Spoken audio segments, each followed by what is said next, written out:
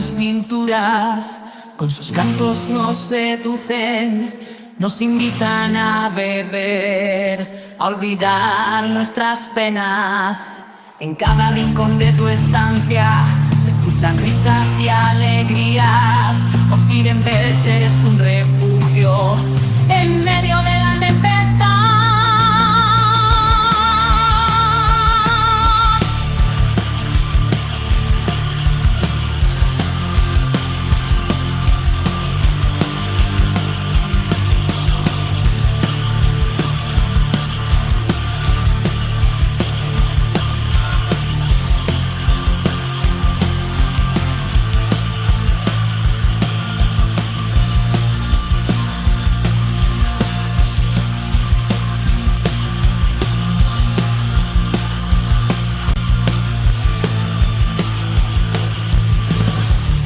Osirembelch, tu cerveza es como el oro.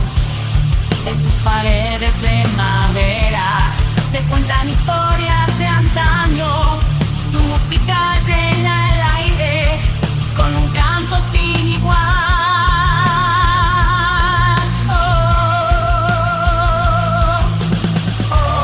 Osirembelch, eres un faro en la noche, un hogar para todos nosotros.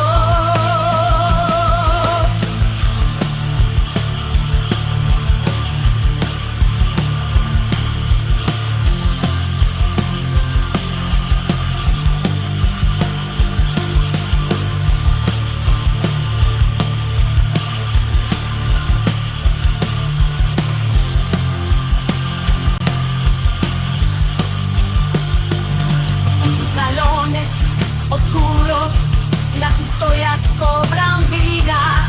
Los fantasmas del pasado en cada esquina se esconden, pero no hay nada que temer en la taberna Osirembelch, porque la música y la cerveza son un bálsamo para el alma.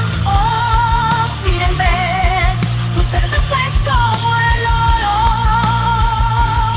En tus paredes de madera se cuentan historias de antaño.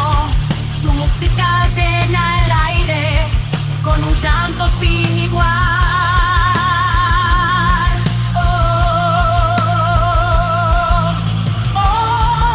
Osirembelch, eres un faro en la noche, un hogar para todos nosotros.